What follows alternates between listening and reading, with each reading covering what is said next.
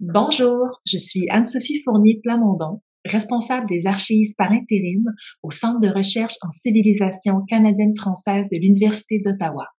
Avec Ghislain Thibault, archiviste au CRCCF, nous allons présenter les fonds et collections d'archives éditoriales conservés dans notre organisme.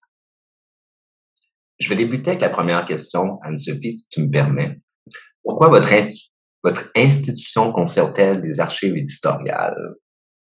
L'histoire du Centre débute en 1958, lorsque 4 professeurs de littérature française de l'Université d'Ottawa déplorent le peu de place accordée à la littérature canadienne-française dans l'enseignement et la recherche universitaire, au contraire de la littérature française. Paul Wyszynski, le père Oblat Bernard Julien, Jean Ménard et Régent Robidoux décident donc de créer le Centre de recherche en littérature canadienne-française, le CRLCF, de l'Université d'Ottawa, qui deviendra le Centre de recherche en civilisation canadienne-française en 1969. Il s'agit du plus ancien centre de recherche consacré à la littérature, à la culture et à l'histoire du Canada français. Une des caractéristiques importantes du CRCCF est qu'il est un lieu de mémoire pour les francophones en situation minoritaire. Dès les tout débuts, les archives y occupent une place centrale. Les fondateurs, grâce à leur réseau professionnel et personnel, et par le biais de leur recherche universitaire, amassent des documents qui témoignent de l'évolution de la littérature canadienne-française et de ses principaux protagonistes. La fondation d'un centre de recherche consacré à la littérature canadienne-française à l'Université d'Ottawa en 1958 s'inscrit dans une conjoncture d'émancipation nationale par rapport à la littérature française, jusqu'alors considérée comme la seule valable dans le monde francophone.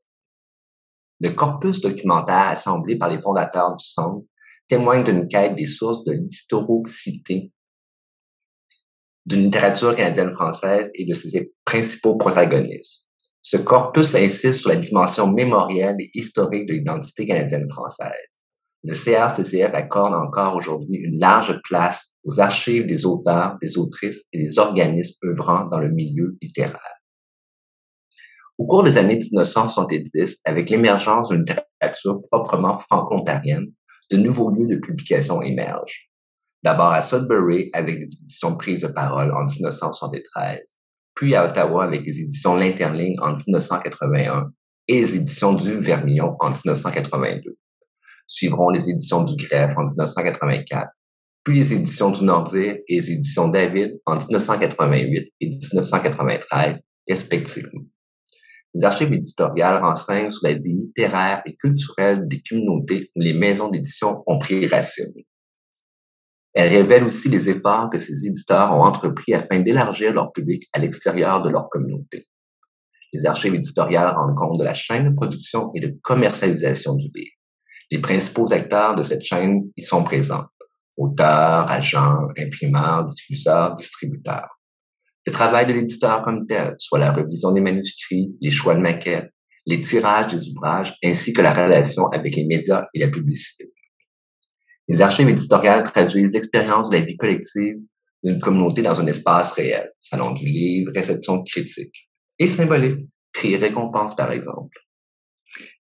Les archives éditoriales contiennent une partie importante de la mémoire collective du milieu littéraire, d'où l'importance de recueillir et de valoriser le patrimoine des maisons d'édition.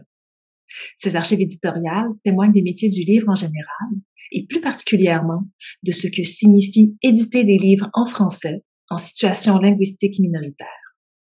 Ces fonds complètent ceux d'autres acteurs culturels, comme les fonds d'auteurs et d'autrices, ou ceux de chercheurs et de chercheuses étudiant la littérature franco-canadienne. La conservation et la valorisation des fonds d'archives de maisons d'édition francophones contribuent ainsi à la mission du Centre, qui est de préserver et de valoriser le patrimoine franco-canadien, et plus particulièrement le patrimoine franco-ontarien. Ghislain, en quoi les archives éditoriales conservées au CRCCF sont-elles spécifiques? Les archives éditoriales conservées au CRCCF témoignent de la naissance, de l'histoire et de l'évolution de l'édition et de la littérature franco-ontarienne. De même que la création du CRCCF marque un désir d'émancipation de la littérature canadienne française face à la littérature française, Les archives éditoriales franco-ontariennes contribuent à l'émancipation, à la transmission du passé de cette communauté et soutiennent la capacité de la communauté minoritaire de s'affirmer comme étant distincte. Une part de leur spécificité réside dans leur contribution à cette émancipation littéraire et identitaire. En effet, l'édition en milieu francophone minoritaire peut être complexe.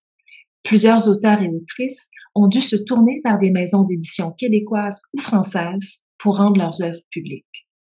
À partir des années 70 et 80, de nombreuses maisons d'édition francophones hors Québec voient le jour, répondant ainsi aux besoins des auteurs et des autrices de l'Ontario français d'être publiés chez eux. Romans jeunesse, romans pour adultes, poésie, théâtre, essais, bande dessinée, guide pédagogique, ouvrages historiques, biographies. Tous ces genres font partie des ouvrages publiés par les maisons d'édition franco-ontariennes. Les fonds et collections d'archives conservés au CRCCF témoignent du développement des cultures et des communautés francophones au Canada et en Ontario. On recense une dizaine de maisons d'édition en Ontario français et plus de la moitié d'entre elles ont confié leurs archives au CRCCF.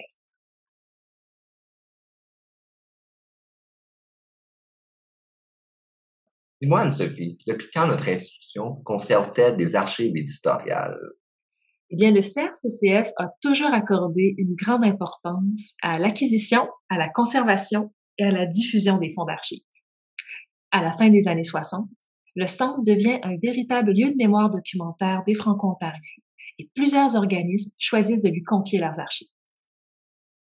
Le premier fonds d'archives éditoriales acquis par le CRCCF est celui des éditions Estérel, acquis en 1974. Il a été suivi plus tard, 10 ans plus tard, par celui des éditions L'Interligne. Par la suite, il y a eu une accélération dans l'acquisition des fonds d'archives de maisons d'édition dans les années 2000. Les plus récentes acquisitions sont les archives des éditions Prise de parole et les éditions David, respectivement en 2019 et en 2020. Anne-Sophie, quels sont les principaux fonds conservés? En près de 45 ans, le CRCCF a acquis 8 fonds éditoriaux. Celui des éditions Estérel en 1974, Celui des éditions L'Interligne en 1985, le fonds des éditions Le Vermillon en 2007, celui du regroupement des éditeurs franco-canadiens en 2011, les archives des éditions Le Nordir en 2019, ainsi que celles de la maison d'édition Prise de parole, également en 2019. Finalement, en 2020, le CRCCF a acquis le fonds des éditions David. À ce jour, ces archives éditoriales forment un volume conséquent. Ces fonds totalisent 37 mètres linéaires de documents textuels, 4360 documents photographiques, 158 documents audiovisuels et sonores, ainsi que 37 documents tridimensionnels. Certaines maisons d'édition étant encore en activité, leurs fonds continueront de s'accroître au fil des années. Ces fonds sont composés d'une grande diversité de documents qui vont des manuscrits et des tapuscrits au catalogue, de correspondances aux rapports et aux notes de lecture, de documents de promotion et de commercialisation aux contrats et aux emprunt, de demandes de subventions aux photographies, d'objets promotionnels tels que des signets, des affiches et des entrevues sonores et audiovisuelles.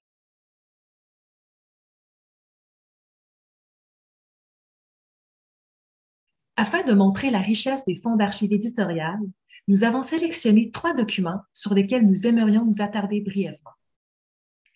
Le premier document est issu du fonds du regroupement des éditeurs canadiens-français. C'est une lettre de Marcel Ouellette, directeur général des éditions d'Acadie, à Jacques Thériault, directeur de la revue Livres d'ici, envoyée le 31 octobre 1994. Après avoir félicité Thériault, Ouellette écrit ceci. Toutefois, permettez-moi de vous exprimer ma très grande déception reliée au fait que les éditeurs canadiens de langue française y sont encore présentés comme marginaux. Là où le bas blesse, c'est que nous ne sommes pas présents dans le titre et que par ce fait, nous n'existons que par rapport au Québec. Nous devons nous battre quotidiennement pour avoir le droit de faire partie de notre industrie et je considère cette situation fort déplorable. Cette lettre de Marcel Ouellette atteste les difficultés rencontrées par les éditeurs francophones hors Québec pour être reconnus et distingués des éditeurs québécois. Être connu et vendre des livres au Québec, le marché qui compte le plus grand nombre de lecteurs francophones au Canada, est en effet un défi constant pour les éditeurs œuvrant en contexte minoritaire. Les documents 2 et 3, tirés du fonds Les Éditions du Nordir, mettent également en lumière ce besoin des éditeurs francophones hors Québec de se faire voir et de faire entendre leur voix. On peut lire sur ces signets un court texte appelant les lecteurs et les lectrices de toute la francophonie à découvrir les auteurs du Canada français. Il s'agit de signets participant à une vaste campagne de promotion lancée par le regroupement des éditeurs franco-canadiens à partir de 1996. Le double titre de la campagne tire avantage de l'homophonie des termes écrit et écrit. Les écrivains franco-canadiens prennent la parole en écrivant. On peut y lire: branchés sur la modernité et l'état d'urgence, les écrivaines et les écrivains du Canada français habitent le cœur de l'Amérique, sa musique, ses rythmes et ses énergies. Ce sont des rebelles, des résistants, des insoumis, énergiques, obstinés, déchirés ou révoltés. Leurs voix sont neuves, lisez-les, écoutez-les, ressentez-les. On insiste ici sur l'énergie, la vie et la nouveauté d'une littérature qui mérite d'être connue et reconnue à part entière, sans être annexée à la littérature québécoise. Une autre campagne du regroupement des éditeurs franco-canadiens osera même aller plus loin avec le slogan « Il n'y a pas qu'au Québec qu'il se fait de bons livres en français ». Le CRCCF est aujourd'hui le principal centre d'archives de l'Ontario français et l'un des plus importants de la francophonie canadienne. Sa collection d'archives éditoriales reflète les transformations du champ littéraire franco-ontarien. Les pièces que nous avons présentées en sont un échantillon qui met en lumière un corpus vaste et riche. Il importe de poursuivre le travail de conservation et de préservation du patrimoine éditorial de l'Ontario français. Et surtout, il importe de continuer à faire vivre ce patrimoine en le diffusant et en le valorisant.